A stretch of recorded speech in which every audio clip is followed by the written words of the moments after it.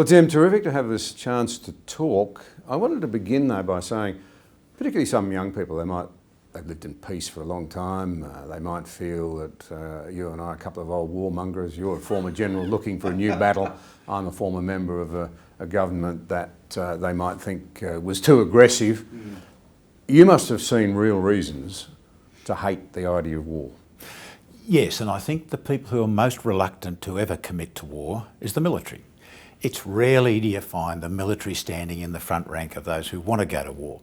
I think if you spend all of your life studying war and going to war, you realise how dangerous it is, not just for infrastructure, not just for people, not just for reputations, but for nations as a whole.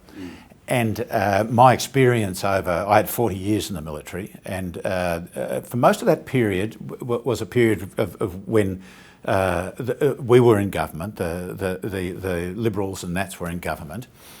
And one of the greatest problems we face in going into the future is that most Australians don't believe we will ever have to fight again. Yeah. One of the greatest benefits of the last 75 years is that most Australians have never had to fight. And I think back to the ugliness that I've seen, and it really goes to the impact of war on we have this view of soldiers, but the impact of war is most appalling on families. It's most appalling on civilians. And you can historically look back and see the appalling impact throughout the 20th century. Geraldine Doogue used to say that it was a charnel house. When you start from the Boer War, the First World War, even during what we call the interwar years, the Mediterranean, Abyssinia, Spain. We then got into the Second World War. We came out of the Second World War. What are the figures in the Second World War? There's something like, something between 20 and 70 million people died in that. And many of them were starvation because of what was absolutely forced on them by warring nations elsewhere. Yes, and a human society is very, very fragile. And we saw what happened in 1919 when our soldiers had spent 4 years of extraordinary warfare. They'd won the war, they all relaxed, and what hit them? Flu.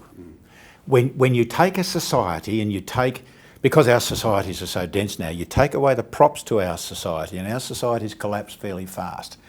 And we've seen that in some of the disaster relief stuff that I've done over the years. But the first really savage war that I was involved in was right at the end of my career, and it was the Iraq War. And compared to the wars of the world, our commitment to Iraq was a bubby's war. It was a small war. In the 8 or 9 years that we were committed to this, that the West was committed to this war, probably 150,000 Iraqis died. That's roughly 10,000 a year. I always say that 10,000 died in the 1 year that I was there. Of the American forces, probably 1,000 died. The 10,000 who died were really the results of fighting in a community, of fighting through cities, of a total failure by our enemies to adopt what the West has adopted for many years, and that is the laws of armed conflict, an incredible use of violence to achieve their political aims. We didn't see that again until the Islamic State came. So we fought. I had absolutely no problems with the insurgents on a moral basis because we were occupying their country. They were fighting against us. I understood that. But when you got to the terrorists such as Al Qaeda, that was something new.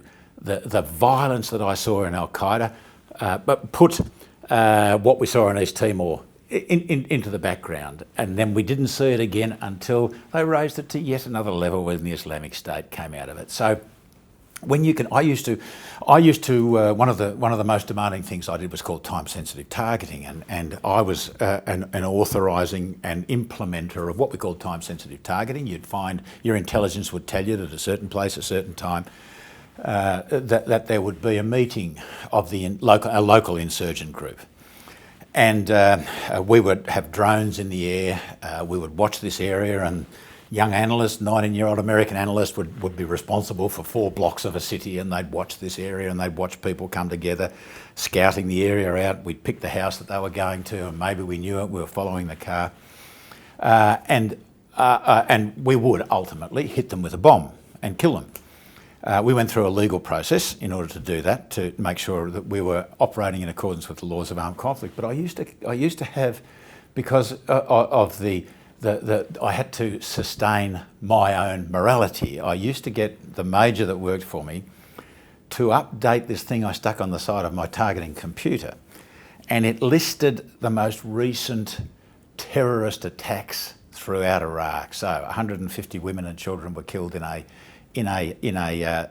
market somewhere, and in order to kill and maim more, they placed the LPG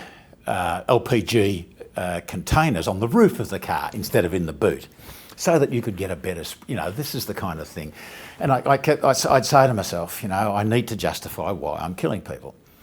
And I used that for some period of time, but I got to say, it was coming so frequently. I said to the major, mate, you don't have to update anymore. I know who the good guys and the bad guys are.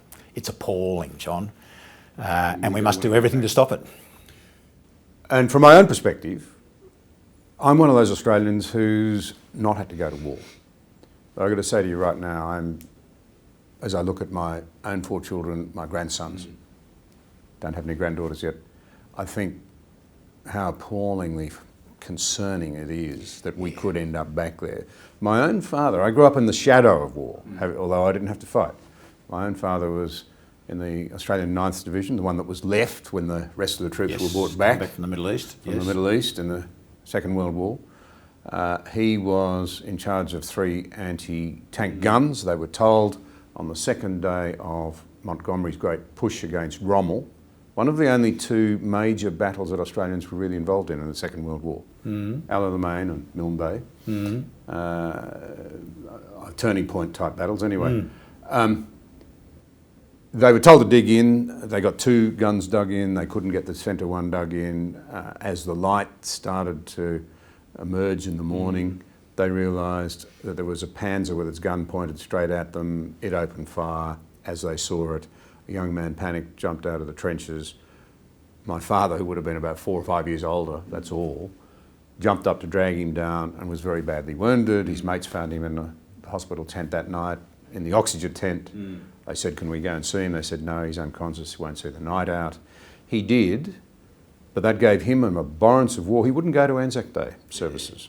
He didn't want to talk about it. He had his military mates, they'd get together, they'd have a few beers, they'd talk about the light things, never talk about the war. But he died at the age of 72, partly from those war injuries.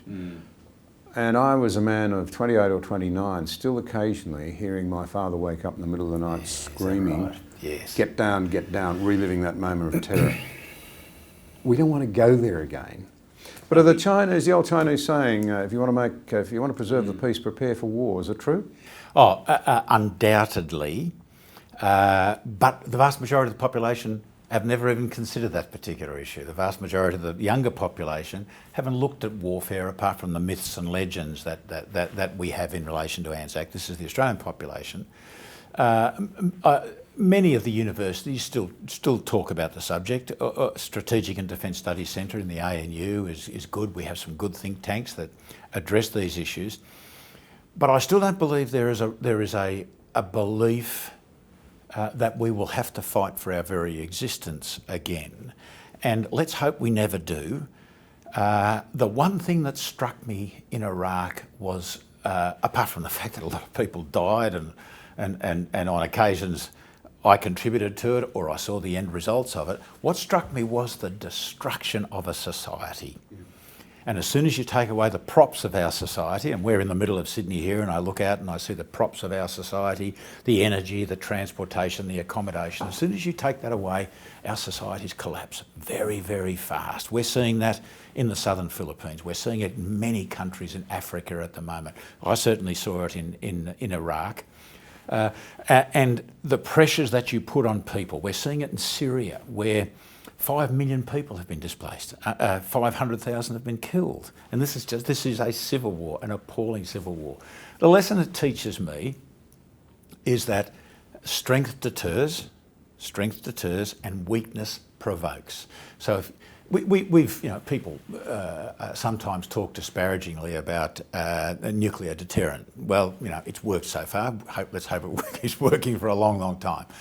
But underneath nuclear deterrence, you certainly have conventional force deterrence. But military force in relation to a country which is finally called on to defend what it is for the good reasons that it may wish to defend those, has got much more to do with society than it's got to do with the military.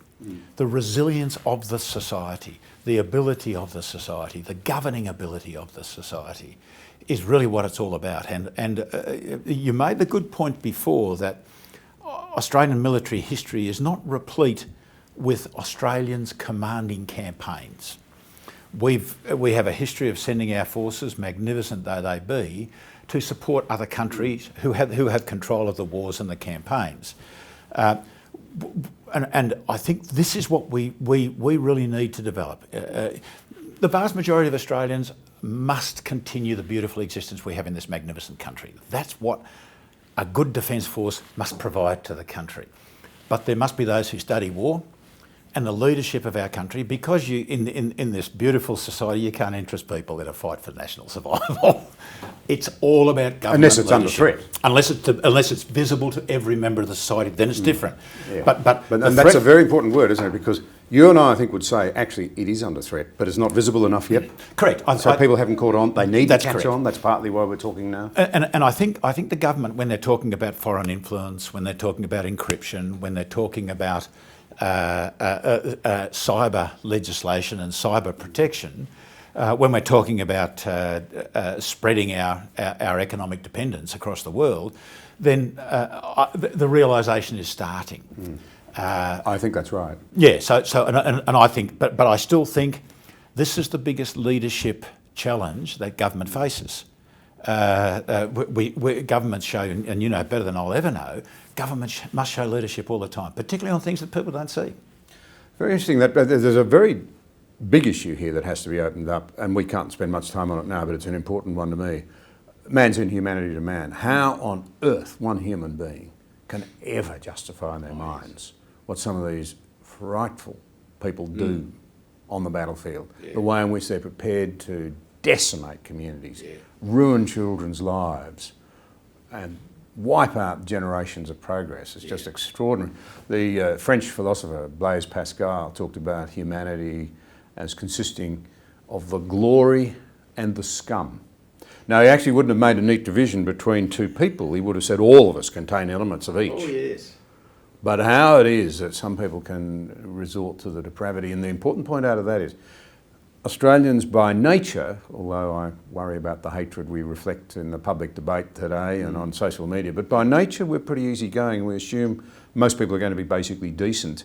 And sometimes I think it makes us a bit naive about the intentions of others in the world. Society-wise, I think you're quite right. Australians still want to be loved. And if you're a real tough power, and we are, I always say to people that we have an extraordinary military potential. We're just not realising it. We've got the 12th largest GDP in the world, and Russia is the 13th largest GDP in the world. That's extraordinary. It's worth saying that again. It's extraordinary. Russia is seen as a global military power. Yep.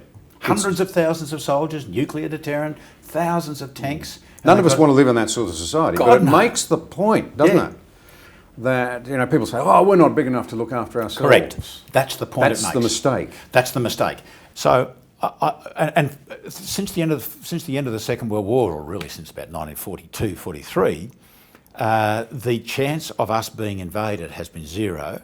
The chances of us having to stand up has been pretty well zero. We've tried to contribute to the stability of the world by sending small forces to work with the Americans or the Brits, or work in coalition, and with one very minor exception, we've never conducted a military operation outside of a coalition.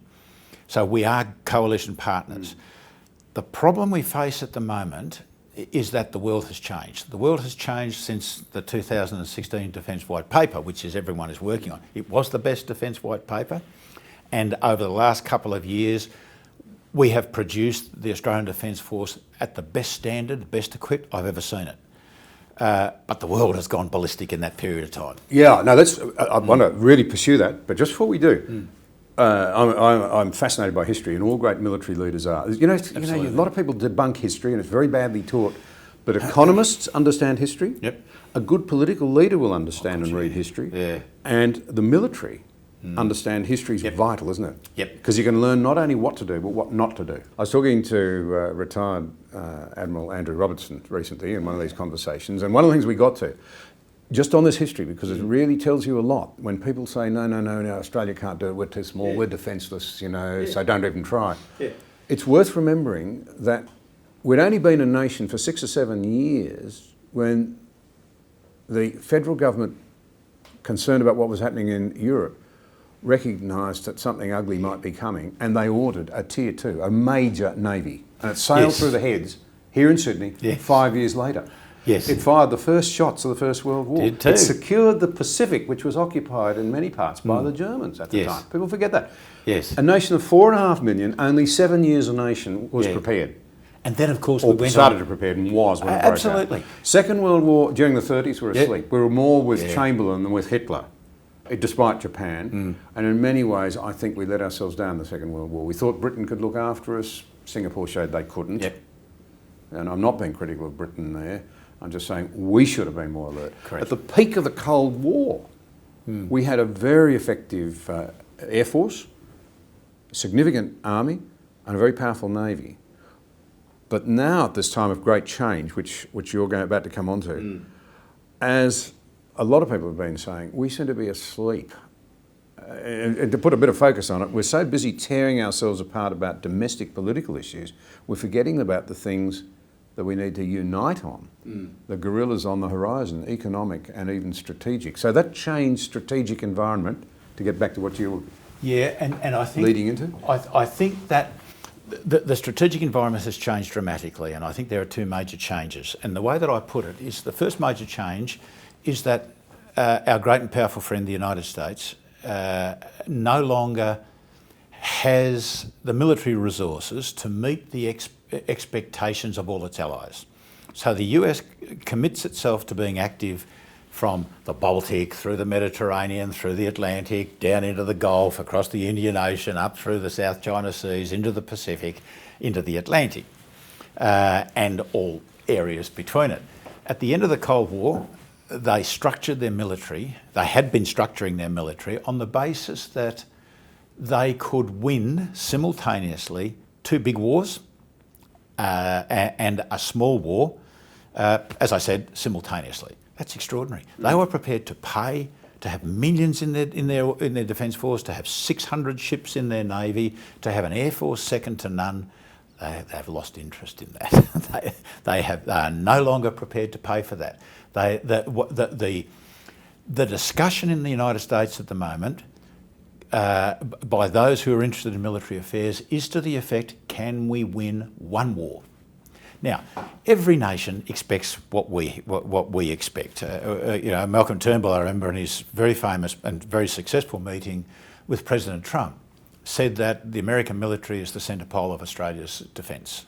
If it is, we're in big trouble, because the American military, after 14 years, 15 years of war in the Middle East, 8 years of President Obama and 7 years of sequestration of arbitrary cutting by Congress, they are not sure they can win one war. So that's the first thing that changed. The power of our great and powerful ally has changed. And we can say to ourselves, we are the greatest benefit in the world of globalisation. We trade across the world. We're a regional superpower.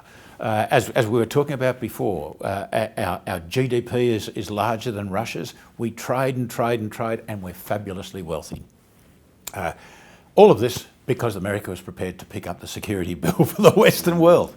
Now they're no longer prepared to do that. They're being challenged, and this is the second thing that's happened. The first thing was the diminution, comparative and, well, real and comparative diminution of American power. The second thing that's happened is that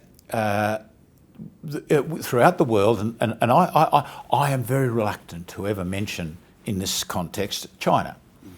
And we know that China is our biggest trading partner. 30% of our exports go to China, and we need it. We need China. We should welcome China into the world, but we should welcome it from a position of strength, entire strength, economic strength, government strength, military strength, social strength, etc.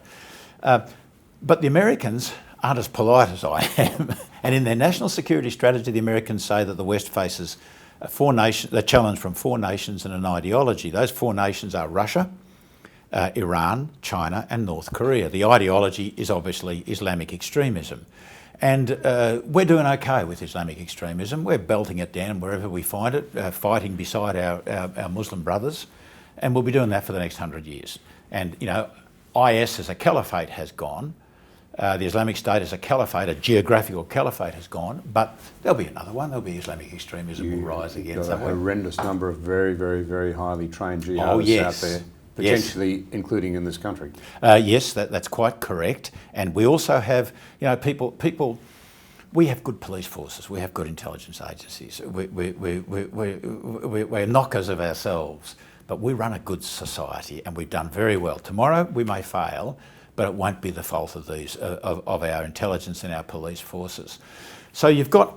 I think we owe them a great debt. Oh, hell yeah. And to be honest, it's easy to mock governments, but in reality, they've ensured that the resourcing and the determination has been there. You know, whether you're talking America, whether you're talking Britain, whether you're talking Australia, and many other countries.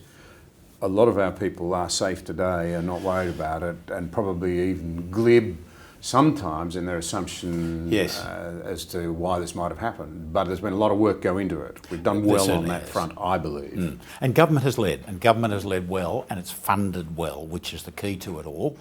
But it's not. Terrorism is not going to bring us to our knees. Terrorists will hurt us. It'll hurt society. It'll destroy society's faith in various things, but it won't bring us to our knees. The things that will bring us to our knees, I believe, are 2 things. The first is a financial crisis. Second thing is these 4 nations that we talk about, and a conventional war. And you go back through history, and there has never been a situation where one war has broken out, almost never, and we fight that one war and we win the fight. Somebody else sees the opportunity. Absolutely, someone says to make trouble. Exactly. Suppose something happened in the Baltic. The Iranians might say, "Well, wouldn't this be a good time to do something in the Gulf?" And I don't like going into scenarios because people can always challenge scenarios. That's going into scenarios are the job of the intelligence and the contingency planners in defence. They go into the deep scenarios and they plan how we should react, or I hope they are planning how we should react. So you've got a financial crisis, which could be our fault. It could come to us in some way that it's come to us before, but be worse. It could then lead into the weakening of the Western world, and that might be the thing that provokes a military crisis. So there is evil in the world, and we should never forget that. You don't want to be paranoid about it, and the aim of governments and the aim of the military is the vast majority of Australians should never have to concern themselves with this. But my view is that it is prudent in the extreme to be preparing for a big challenge in the future. I'm going to pick you up there because you're kinder than me. You say that governments and the right authorities and so forth charged with these responsibilities should look after these things so we don't have to worry about them. I actually think in a democracy like ours, there's a real problem. Greg Sheridan's talked about a defect in our national character. Yeah. We actually need to shape up. We actually need to say to governments, listen, we know the world's serious and we want you to get on with it. One of the issues, as we sit here now, there's an election not far away. Frankly, our preparedness for a dangerous world ought to be one of the top things on our worries. Well, we're tearing ourselves apart, but if something cataclysmic goes wrong economically or strategically, and they may very well be linked, because we had a debt crisis that nearly led to complete financial meltdown just a decade ago, and that debt crisis was resolved with more debt. Yes. It's a very unstable situation. Australia's relatively strong in that sense. Had a bit to do with a certain government that happened once upon a time. Absolutely. And the current government, in many ways, is getting things back under control. But it could trigger all sorts of outcomes. And we need to be cognizant of the need to be financially strong, at least not crippled by debt, and looking to the strategic horizons as well. That requires a willingness on the part of the people to make the necessary adjustments, not to just feel, but to think. And Henry Kissinger himself, no less a figure, has said one of the great dangers to the West now may be that the people won't make the necessary adjustments. They're not prepared to make the sacrifices that governments need them to make in the face of these dangers. If the threat is obvious enough and is facing us enough, and the people can see it, we will rally around and we'll do the right thing, what we would expect Australians to do. The problem is that if you were a power challenging the West, you don't give countries like us 2 years to figure out that things are going on and to get prepared. You work from the inside and you convince countries that there's nothing to worry about, it's all going along quite well. And one of the things that Malcolm Turnbull and I agreed on was that the greatest threat to this nation is what we call Finlandisation. And during the Cold War, Russia didn't invade Finland, they just controlled every aspect of it.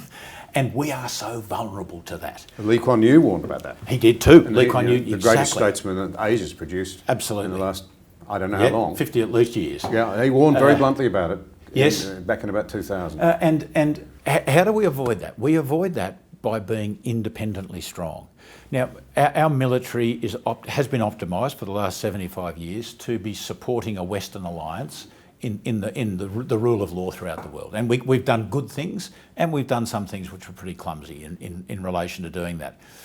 Now we've got to change. We've got to say to ourselves, we can be a very, very good ally, the best ally, by being able to independently produce military forces which match the threat that is towards this country.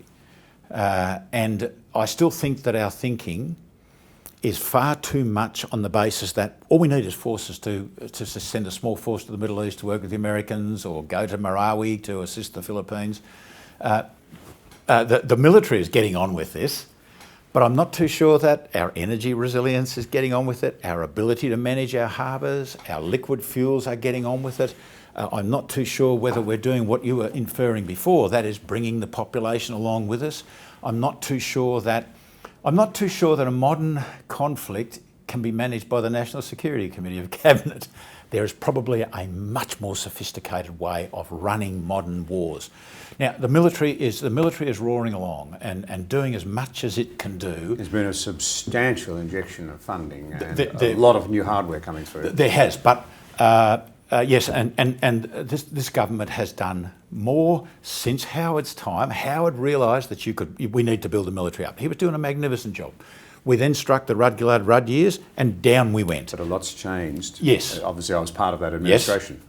But as you said, it's changed dramatically since 2016, let alone since 2007. And we keep saying that we're putting $200 billion into defence. When is it going to produce capability? See, as a military commander, I'm not interested in how much you're spending on defence. I want military capability. I want things that you can use to fight to achieve the government's national security aims. We are doing well, and I thank the government from the bottom of my heart for what this government is doing. What your government did, we saw the benefits of that when John Howard was PM and Peter Lay was the chief of the army. I saw it from the army's point of view. We lost all that because of the Rudd years. We're now building it up again. Now, if we lose it again, this will be the greatest tragedy. When does that $200 billion produce combat capability? 2034? 2054? We'll come to this in a minute. It's a very, very important point. Yeah. But let's just tease out, I think, what I hear you saying. You're in effect saying that what the people who have responsibility for this stuff should be doing is analysing to the best of their ability the possible dangers that could confront us, and they're multiple. Yep. I mean, in a very complex world, who knows who might start what? Yes. You know, it could be the superpower of the day having a miscalculation with a rising superpower, but it could be any one of those other trouble spots. Yep. That suddenly sparks something. Yes. We don't know, but we need people who will carefully analyse that. And then surely the key then for governments is to pick up on advice on how to prepare for the most likely of those scenarios? Is that the way you see it working? I think I'd go slightly different. I'd say that in the past, what has driven our Defence Force has been the availability of money. We know that we've got to provide forces because our national security strategy, implied though it was that if we support the Americans now, the Americans will support us in the future. Well, that's worked brilliantly so far, but it won't work anymore because the Americans will not regain their strength until 2034 at the earliest, and probably not until 2050. I do not see that they can put the money into their Defence Force to build their Defence Force back up to where it was. Public finances are in a truly awful state. They are. As we now know, so are China's. Yep, and they are. And this is causing the turmoil and confusion in the world. The point that I make is that rather than go through another Defence White Paper, we should, and a Defence White Paper always starts from, well, we're prepared to go to 2%. 2% of GDP. Yeah. Build me a Defence Force based on 2%. Well, we still haven't reached it. That is not logical. It's not logical. We haven't reached it, but it's not logical. No. Surely the logical approach is to say, what are the discernible threats? Yes. What do we need to meet them? That's exactly right. Now, in the past, we could get away with any Defence Force we liked because we knew the Americans would always be there. And the British before that. Now it is different. We must start with, and this would be highly secret, this would never come out, with the real strategic world. Who are the real threats? We then bring that down for something which the Brits and the Americans over the years have done. They've come out and they've said, we must be able to fight a certain kind of a war against a certain kind of enemy with certain forces in a certain period of time. And we refer to that as an operational concept, but it's an indicative one. The contingency plans, if you're going to fight country A, you might have contingency plans. Well, you know, we can't say we're going to fight country A because we don't know whether country A is going to be worth fighting.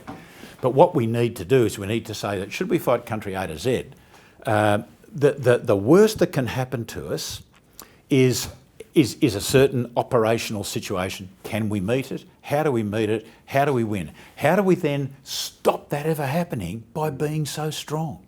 Now this happened to the Chinese after the first Gulf War.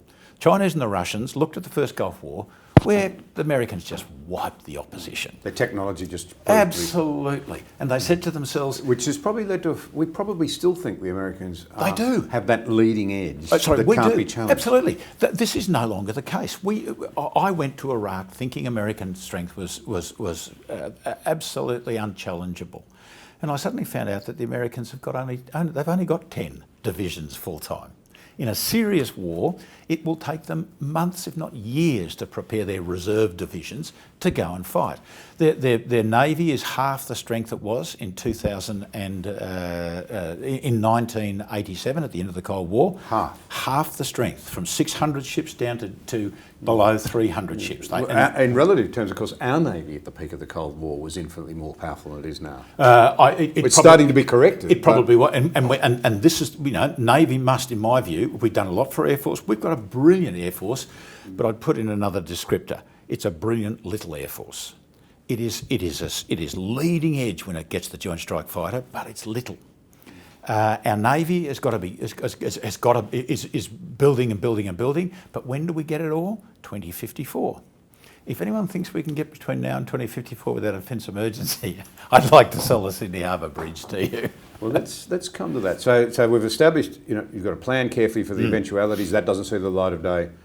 You then design your Defence Force, and you then determine what you've got to spend to get there. Yes, an indicative concept of operations.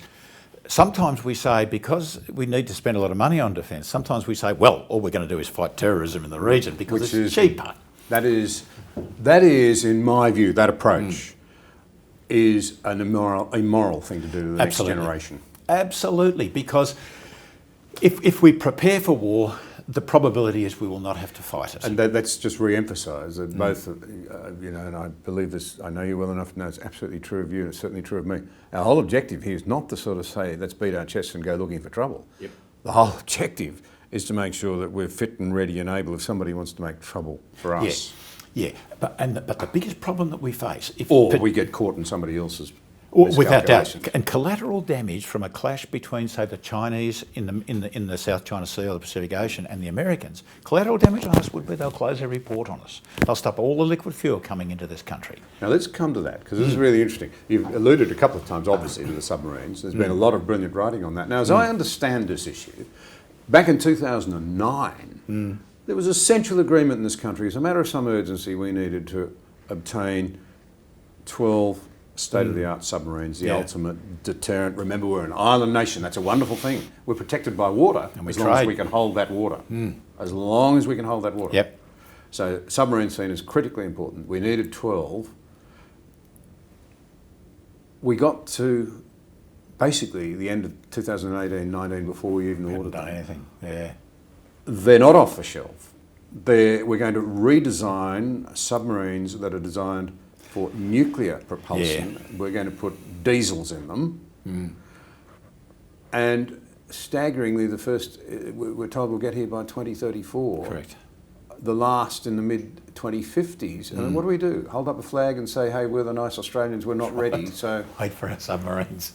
Isn't this a nation asleep? I think it's a nation asleep in general, but on this particular issue, this is a particularly difficult issue. We've got a good submarine force at the moment.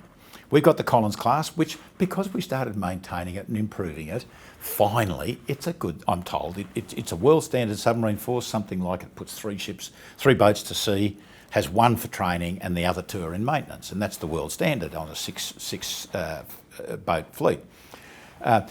If we're going to take that into the future in some way... Sorry to interrupt. Just how many submarines do the Chinese have? I don't know the exact number of submarines that China's got. It's about 70, and they've got there very, very fast, and they're in secure bases, and it's a very sophisticated setup. Indonesia is much the same. Indonesia are buying off the shelf. But I think the critical factor to remember is that within a decade or so, half the submarines in the world will be in our region. And that's the critical factor. Submarines are critically important. Half the subs in the world will be in our region in the future. We've got to have a submarine capability. Just a matter of interest, if we had to track them, can you do it with conventionals, or do you need the speed and the range of nuclear-powered? Again, as a good infantryman aviator, I don't know the answer to that question. But the tracking now is not necessarily dependent as much on following one, but on the arrays that exist on the bottom of most oceans of the world. And they've been there for a long time, and they'll be put down there and revitalised by all the countries in the world. And I wouldn't be surprised if they're in our region as well. Well, it is worth remembering that we just couldn't get one there because we didn't have many, and they were a long way away, and they were slow when we wanted to monitor a Russian submarine at the time of the G20. Brisbane. That's very, very true. I had forgotten about that. What I find, though, is that with my base of knowledge, I have some vague understanding of submarines, but we've got to rely on the professionalism of our submarine arm. And they tell us that if we're not going to go nuclear and we can only spend a certain amount of money, these are the best submarines we can get for that amount of money. I think that what's important for us, if we are going to be truly deterrent, we don't do it with 6 or 7 or 8 or 9 infantry battalions. We don't do it with 2 big fat ships that are beautiful ships. We don't do it with 3 air warfare destroyers. We've got to have something which reaches out and can hurt an enemy. Now, so many people in this circumstance revert to cyber warfare. Now, that's the greatest cop-out that God ever put breath into, because cyber warfare will shape the conflict. It won't decide the conflict. So cyber warfare will take your banks out, it'll stop you pumping fuel, it'll stop you doing this and doing that, and it'll degrade your command and control systems. But you unless you have got absolutely no guts as a nation, you won't lose a war through cyber. And if you're half smart, most of our systems, most of our military systems will be cyber resistant. So they will, as the old saying goes, they will degrade gracefully and you can still operate with them. So it will still come down to what they call a kinetic conflict. And there's no point, if we're going to put billions of dollars as we do into very, very smart systems, there's no point not protecting them against cyber attack. But in the end, it's not the cyber attack brings you to your knees. It's the kinetic attack that brings you to your knees. And at the moment, we work on 2%. We're still striving to get to 2%. 2% buys us GDP. 2% of GDP for spending on defence. Americans spend what? They spend about 4.5%. According to the president, they spend 4.5%. Some people say they spend less. Yeah. I think it would have been less during the Obama years. It may have been less during the Obama years. To put that in context, the Americans spend 20% of their GDP on health. Yes, and this is it. This is it. We can find in our society, even if we went through a financial crisis, we could still find the resources to greatly increase our capacity if we had to. Let's hope we never have to, but we could do it if we had to, if we've got the right government to lead us. But bringing that all back down to where I think it should be, 2% of GDP spent on defence buys us a medium-level hedging strategy. And what that's a Gucci way of saying, yeah, we've got enough to be prepared if we really have no idea what's going to happen. So we've got enough submarine captains that if we have to expand the submarine force relatively fast, we can generate other submarine captains. Or we've got enough infantrymen who know how to be infantrymen and they all get promoted 2 ranks up and you can produce more of that. We've got enough pilots to do this and that. That's a medium-level hedging strategy. If we face a combative Asia, which I believe we face now, or an Asia which is actually aggressive, then we've got to go higher. Just because if 2%, see the world has worked, the Western world has worked on 2% since 1945. NATO always said, well, you know, America will provide 2% of our GDPs. They never did it. Rarely did they do it. The Americans just, because it was in their interest, they went over the top and filled the holes. If 2% was the correct percentage when America dominated the world, why would it still be the correct percentage to spend on GDP when America no longer dominates the world? And this goes back to what we were saying before, and that is we must stand on our own 2 feet. We can stand on our own 2 feet. We can afford to stand on our own 2 feet. And the first step in doing that costs you nothing. That is to do a national security strategy. Well, I hope that's happening, frankly, but I can't know anymore. Let's come though to, and I've been pretty tough, frankly, on the powers that be in relation to what's happened with submarines, because I do see it, like a lot of people I meet, as clear evidence that we haven't been taking this stuff seriously enough. We've been pretending the world is still safe because the Americans run it and we don't have to worry. Yeah. And everything tells you that's changed, as you've outlined. But there's another example that horrifies me. I just cannot come to grips with the fact that we've let this happen. We no longer produce any crude in this country worth mentioning. Very little refining capacity. We're a totally energy dependent country. And I know many people are heated about the energy debate, but the reality is we are utterly dependent now and in the foreseeable future, particularly on diesel, just to keep the economy going, to keep the grocery stores and the chemists and the economy flowing. We're meant to have 90 days of fuel reserves, as I understand it, and under the International Energy Agreement, if somebody gets into trouble, they can be helped by the others and Correct. so on and so forth. Correct. How did we get to a situation where the last time I looked, we had about 18 days of diesel and around 21 days of petrol? Yes. How did we get there? Well, I think we are. Why is it not up in lights? Why are Australians not saying the government that fixes this, because it's so important to every Australian, regardless of your debates about all the other social issues that are around at the moment, is the one that gets my support? Absolutely. And I've got to say, to the credit of Josh Frydenberg and Angus Taylor, both of them have moved into this area despite the fact that they were at the time running the biggest aspects of energy in this nation. The way we got into it is that we allowed the commercial requirements to drive us because we didn't have to do it. We didn't need lots of fuel in this country except for national emergencies and big harvests. We didn't need lots of fuel in this country because if someone closed down the sea lines of communications, our good friends the Americans could always open them. We go back to the tanker wars in the 80s up through the Gulf. Vast proportion of our fuel comes from the Gulf. It might go to China first, or to Japan first, or to South Korea first, get refined and be sent back to us, Although or to again, Singapore to interrupt, first. back in the 80s, we had a very high degree of self-sufficiency. People don't know that. Yes, we had 7 We had refineries. Yeah, and our own crude. Yeah. We were virtually 100% self-sufficient. We're We're now below 10, right. I think, now. We import 90% of our product. 90%. Yeah. So we produce 10%, but it's strange because yes, we produce 10%, but we export crude. We import and we also export some products. So the whole thing is purely run on a commercial basis. If say a refinery can find a good place to send its crude, it sends its crude, and it doesn't refine it itself because you can buy much cheaper refined product from out of Singapore. And your figures are quite right. We only have roughly 21 days maximum of petrol, diesel and aviation fuel in this country. And that is brilliantly successful from a commercial point of view. It's not very successful from a national security point of view because all of our fuel comes by ship, comes through our harbours. And harbours can be closed very, very easily. We've spread the sources of those fuel, of that fuel supply over a large number of different countries and different sources to give us flexibility. But if you prevent the ships sailing to Australia, then we're in big trouble.